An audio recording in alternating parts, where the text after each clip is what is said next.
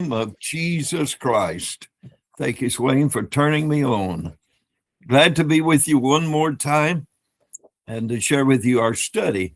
Our study today, we begin with chapter 16 of Numbers. Chapter 16. This is one of those interesting, very interesting chapters.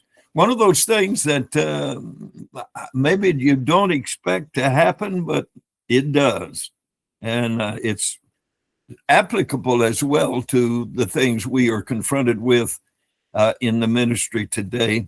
But anyway, let me go on and read a few verses here. In verse 1, I'm going to read through verse 3. Now Korah, the son of Izhar, the son of Kohath, the son of Levi, and Dathan and Abiram, the sons of Eliab and On, the son of Peleth, sons of Reuben, took men. They rose up before Moses with certain of the children of Israel, 250 princes of the assembly, famous in the congregation, men of renown.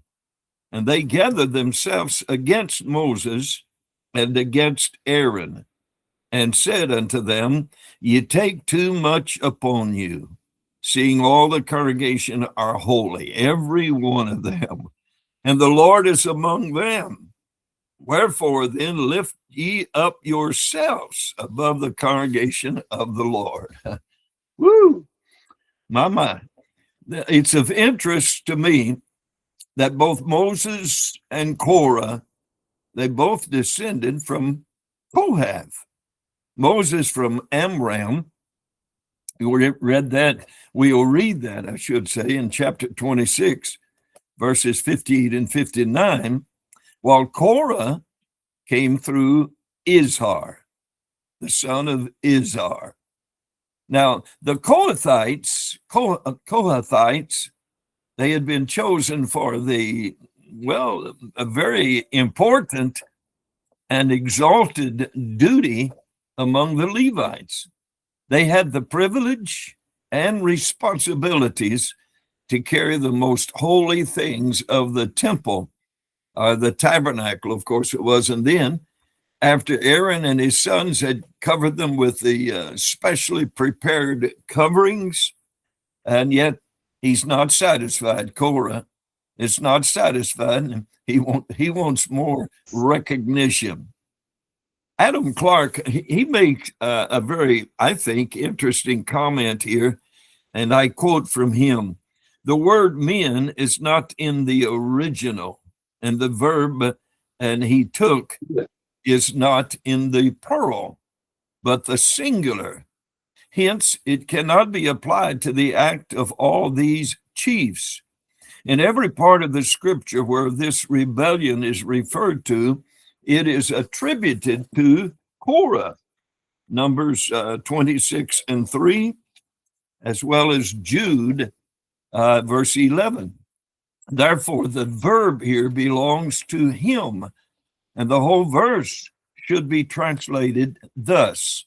Now Korah, the son of Yitzhar, son of Kohath, son of Levi, he took even Dathan and Abiram, the sons of Eliab and On, son of Peleth, son of Reuben, and they rose up.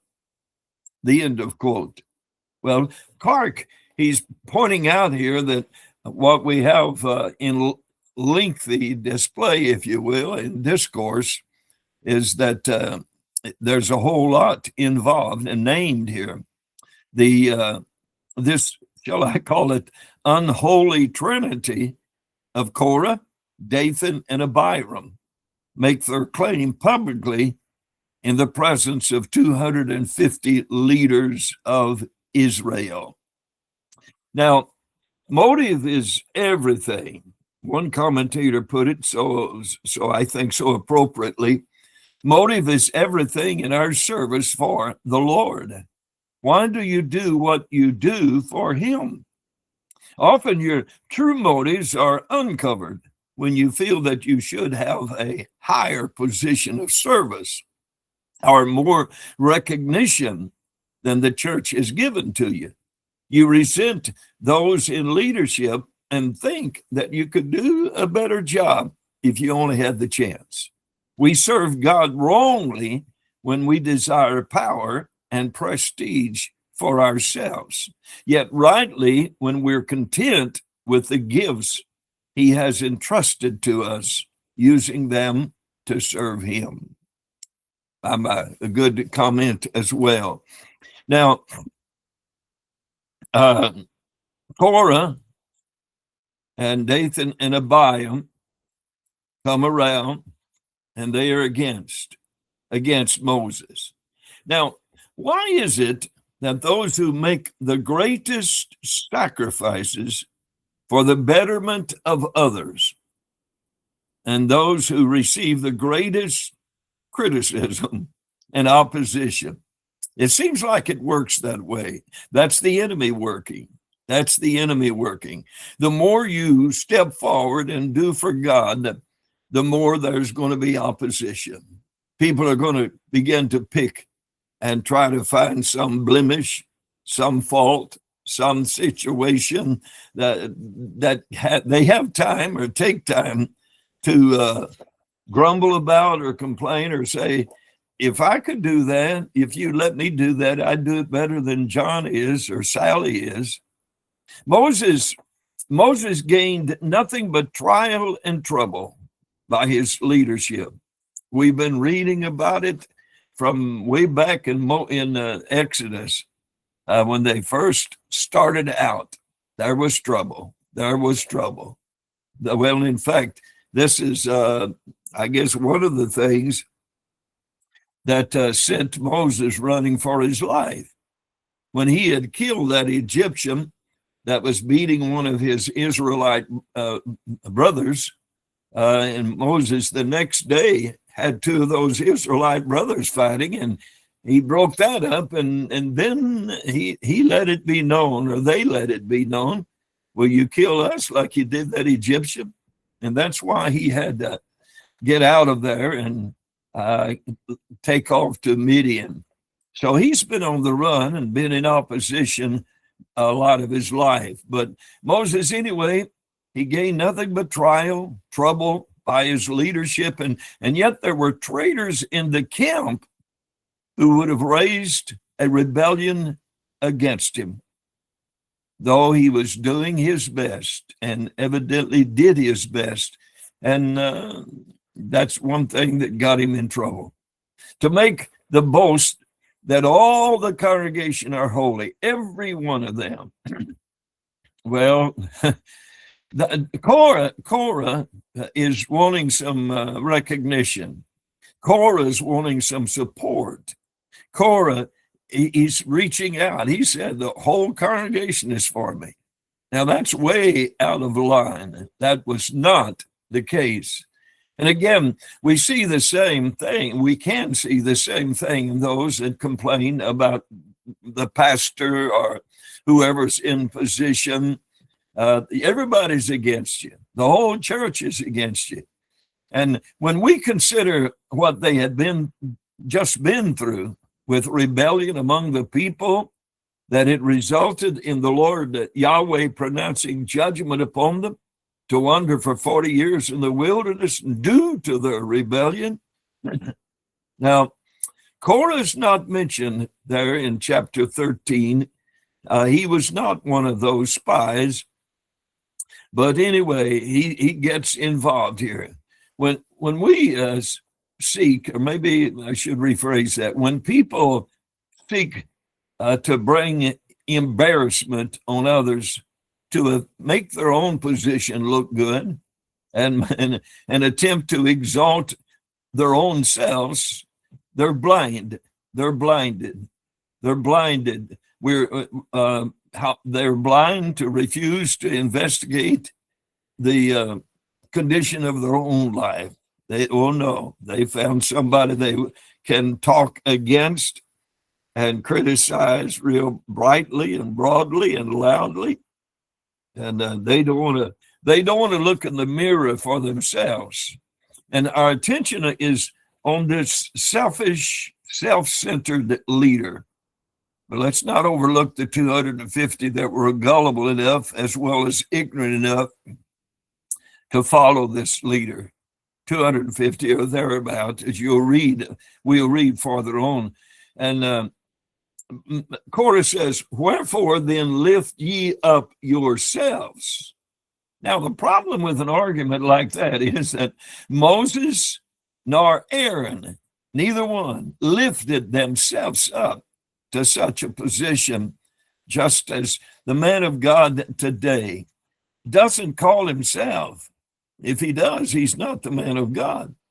It's God that does the calling. We've already touched on that in our studies. Aaron, they did not lift themselves up. Moses, just as the man of God today.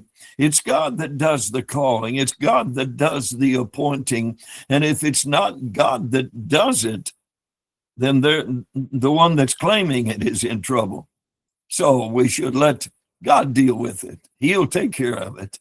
Notice verse 4, which is so, verses 4 and 5, which is so significant and evident of the man Moses, whom we've already been told was the meekest upon the earth. Verses 4 and 5. When Moses heard it, he fell upon his face. Now, he didn't strike back in rebellion. He didn't strike back in accusation. No, he fell on his face. And he spake unto Korah and unto all his company, saying, even tomorrow the Lord will show who are his and who is holy, and will cause him to come near unto him, even him whom he hath chosen will he cause to come near unto him. This is, to me, it's such an interesting and profound response that Moses gives here in response to what he has heard. Moses, he leaves all of us the good and proper example of what our first reaction should be when we're faced with troubles, with opposition, with accusations in our work for the Lord. Don't take things in your own hand. Let God handle it.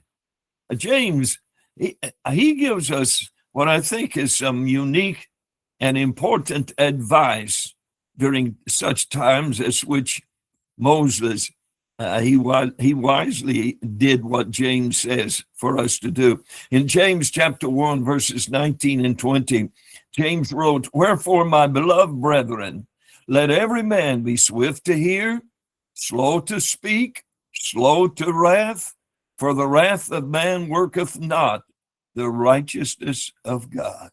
My, that's a wise and very informative statement James gives us again in chapter 1, verses 19 and 20.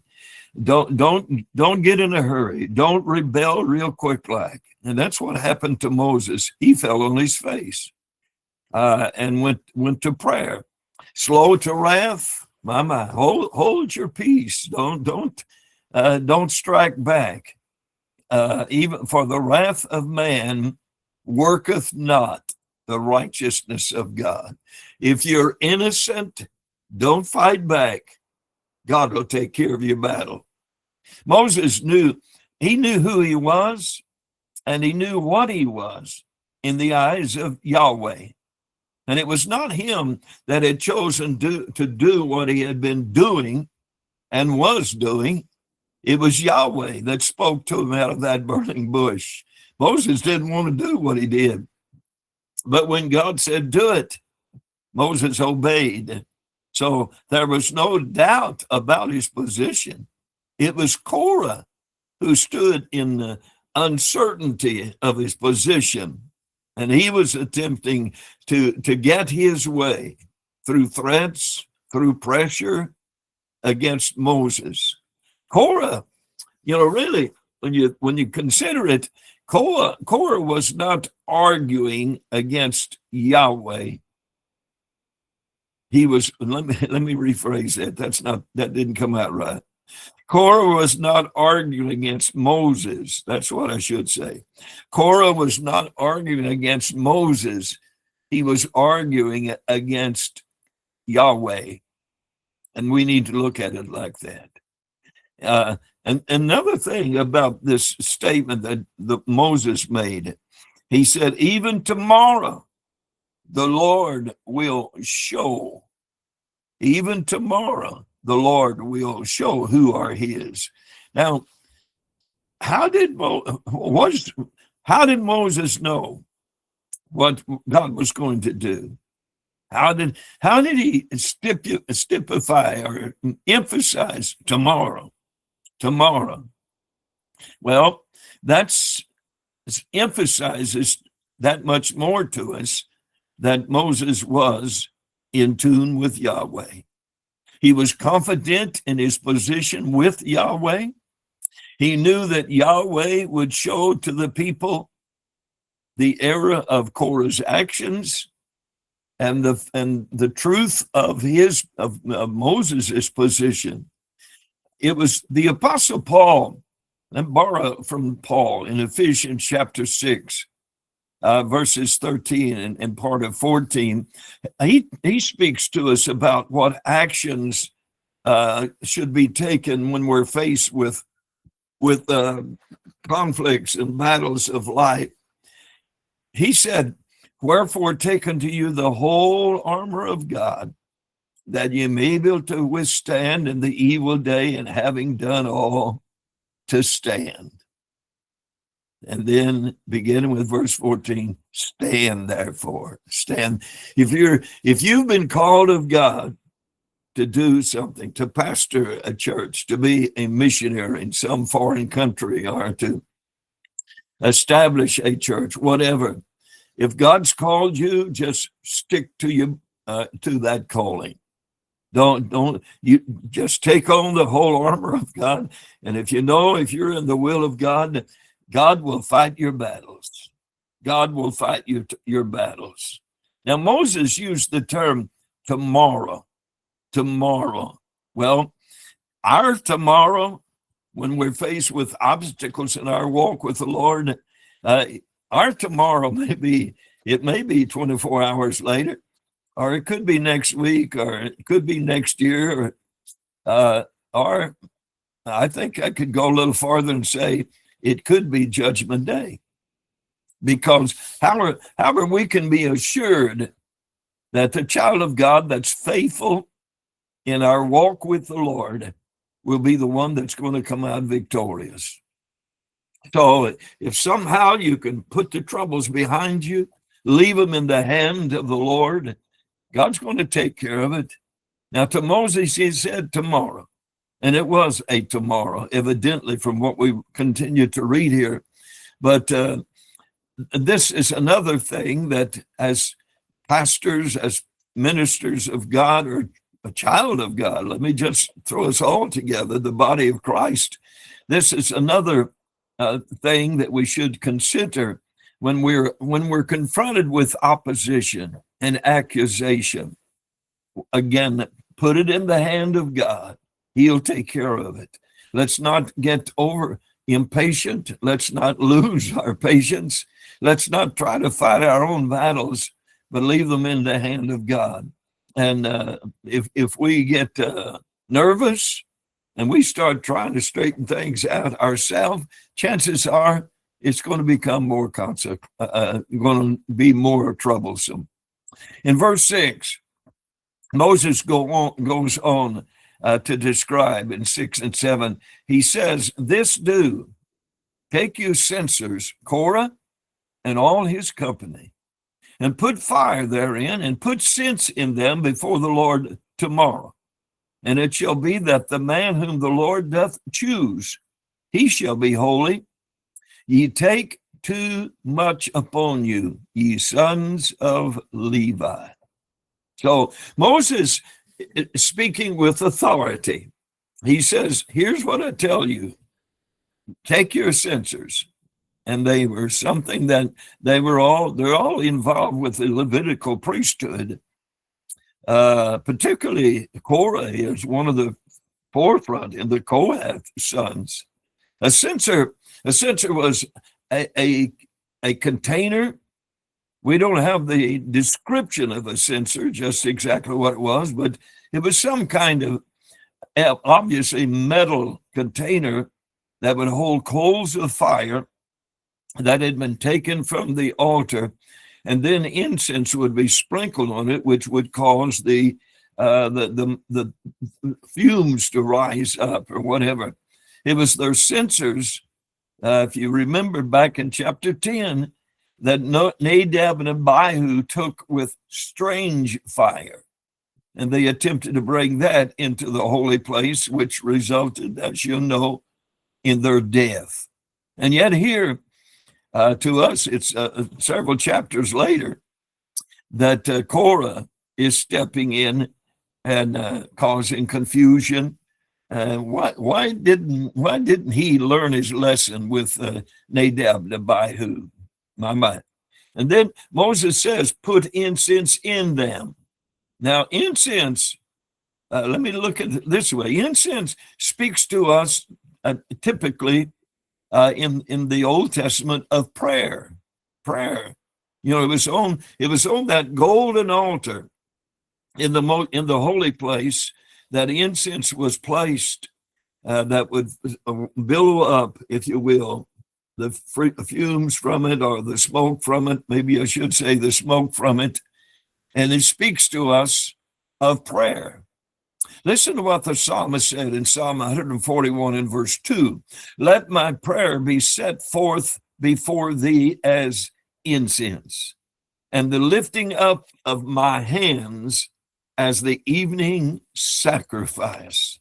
So, it's I think a little more understandable here why Moses did what he did and used what he used. It was take those censers, put coals in it, put incense on it. We need to spend some time in prayer before we take action.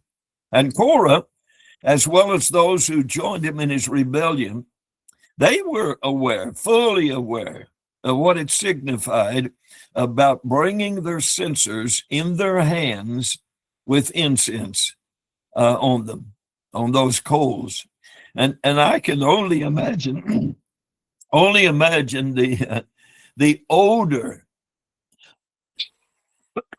and the smoke that ascended up, and the odor from the incense that must have wafted through the crowd as they walked before Moses with the incense burning in their censers that day. Moses' challenge to Korah and his crowd was that they were seeking to force themselves into positions that Yahweh hadn't given to them. And again, I know I'm repeating myself, but it's important. If God is not called, then don't assume. Let us not assume. If God is not chosen, then let's not choose ourselves. In verse 8 and 9, Moses said unto Korah, hear, I pray you, ye sons of Levi. Seemeth it but a small thing unto you that the God of Israel hath separated you from the congregation of Israel, to bring you near to himself, to do the service of the tabernacle of the Lord, and to stand before the congregation to minister unto them? Korah, don't you realize and recognize and appreciate what God has called you to do? And your position is important. Moses said unto Korah, hear. Now, this was not a suggestion from Moses to Korah. It was more like a command. And after all, Moses is the commander. He's the man that God has chosen. So his words should not have been taken lightly. And Moses here, he's exerted his authority that Yahweh had placed upon him, and he spoke with that authority that God had given to him. Now I know that men can, even in position, Nadab and Abihu were in position, they mess things up. And there are others. Judas was chosen as one of the apostles, and they messed up. So I'm not saying that just because a man is a pastor that he's infallible. No, not hardly. We're all fallible. But anyway, the man of God is going to give judgment. He's going to receive judgment for what he has received and what he has done. We're told that very clearly and very plainly by the Apostle Paul in the writings in the New Testament. But Moses exerted his authority. And my point is, when the pastor that's anointed of God, when he speaks, we should pay attention and we should appreciate him and honor his recognition and responsible suggestions or information. Moses said, "Seemeth it but a small thing." How many of the people would have been greatly honored to work, to be able to do the work that Korah and his bunch had been chosen to do? Korah was among the elite few that were privileged to carry the sacred vessels of the tabernacle from campsite to campsite. And here, he's challenging Moses, the leader.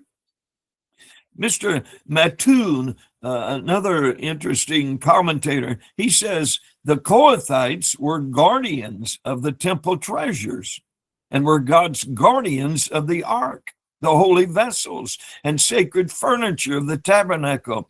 This was a very important responsibility, but it was not good enough for Korah. It did not meet his expectations.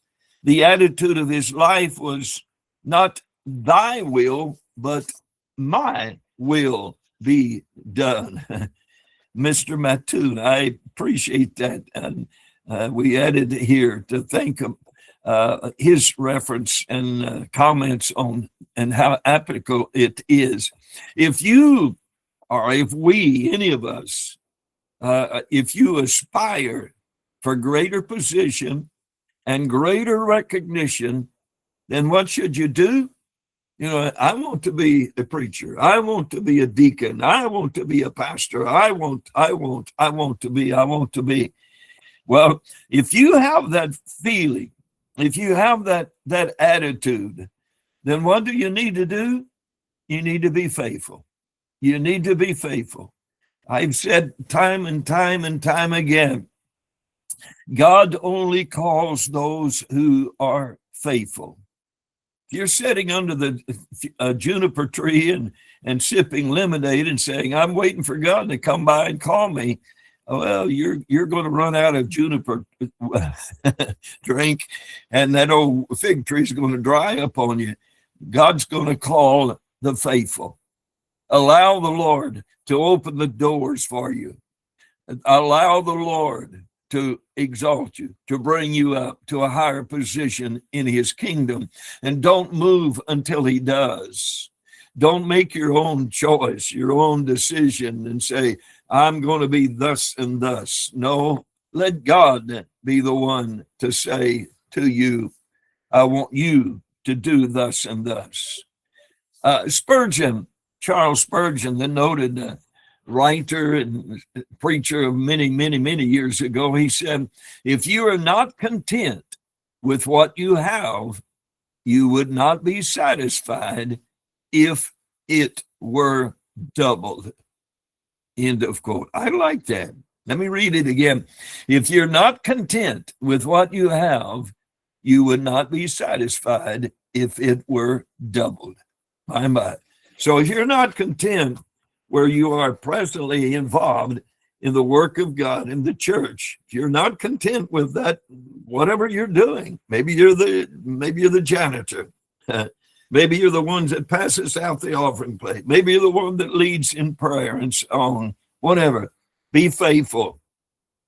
And it's God that will give you more responsibility and blessings. So let's be faithful. Let's be faithful. Thank you for sharing with us. That does it for another evening. May God smile on you, and may your service tomorrow night be a great and wonderful time. Here in Medora, we have church tonight. God bless you, Brother Swain, for turning me on, and those of you that have joined us tonight. God bless.